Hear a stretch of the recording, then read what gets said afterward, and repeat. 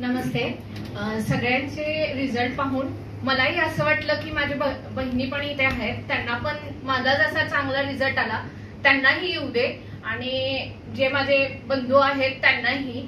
कारण मी ज्यावेळी अँटॉक्सिक घेतलं स्टार्टिंगला त्यावेळी मी असं घेतलं की मला चहाचा बदल पाहिजे होता. कारण ब्लॅक टी घेत होते स्टार्टिंगला, कारण हेल्दी लाईफ मला जगायची होती, त्यामुळे डाईट वगैरे सगळंही मी चेंज केलेलं, पण चहा का मला सुटत नव्हता. त्याच्यासाठी मी ब्लॅक टी स्टार्ट केला.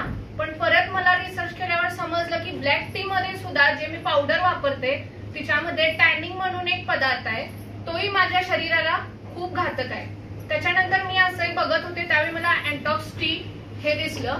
त्याच्यानंतर मी मागवलं ते आणि 1 महिना मी वापरला, तर मला चांगलं रिझल्ट हे आलं की लेडीजचे जे प्रॉब्लेम असतात तेही माझे सॉल्व्ह व्हायला लागलेत आणि वजन माझं 4 किलो कमी झालं 1 महिन्यात. आणि मी वजन कमी करण्यासाठी खूप प्रयत्न केलेला.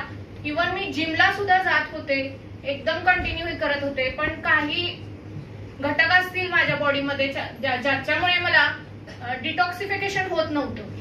पण अँटॉक्स टी घेतल्यानंतर माझं डिटॉक्सिफिकेशन व्हायला लागलं आणि वजन कमी व्हायला मला मदत व्हायला लागली. आणि असं करून दुसऱ्याही महिन्यात मी वापरलं आणि 8 किलो वजन माझं कमी झालं.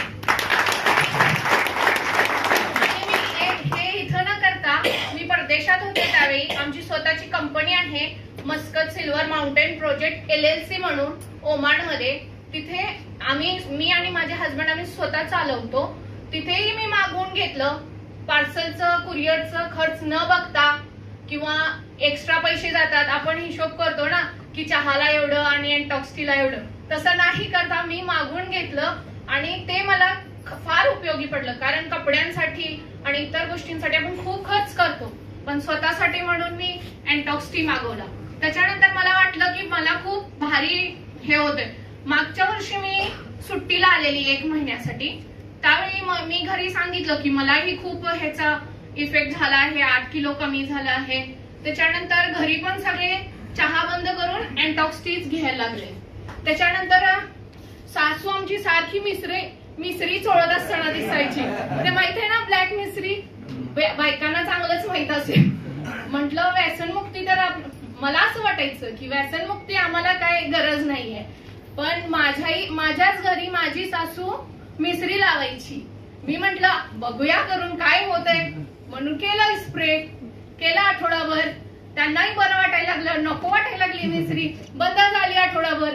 म्हटलं आता बघूया 15 दिवसात पुढे काय होतंय.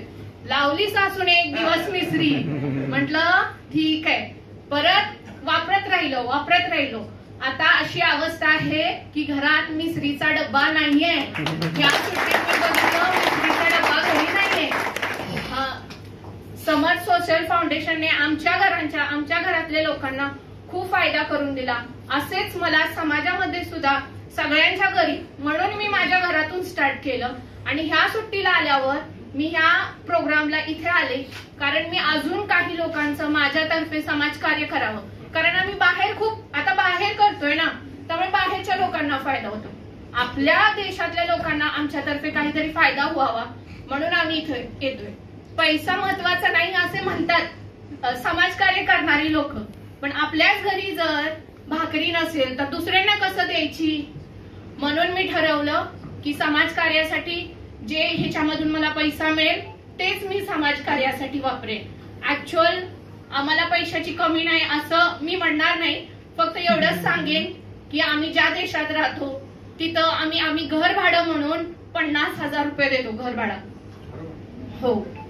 आणि आता ठरवा तुम्ही की हे संस्था आपण कसं जोडायचं आणि कशासाठी या संस्थेमध्ये जोडायचं. सादिक सर, काल मी सारखे ऐकत होते की असामान्य व्यक्ती. खरं सांगितलं तर मी ह्या पुरुषांसारखं पुरुष मी बघितलेलं नाहीये. खरंच आम्ही देश आणि विदेश फिरलेलो आहोत. आम्ही बरेच देश फिरलेलो आहोत, सौदी, दुबई, ओमान असे बरेच देश फिरून सुद्धा आम्हाला असा व्यक्तिमत्व दिसलेला नाहीये. संस्था आणि सादिक सरांबरोबर काम करायला आम्हाला खूप आवडेल. शेवटी मी ह्या संस्थासाठी, ह्या लोकांसाठी आणि सादिक सरांसाठी मी एक शेर बोलेन. शेर म्हणजे वाघवाला नाहीये, एक शायरी बोलणार आहे त्यांच्यासाठी.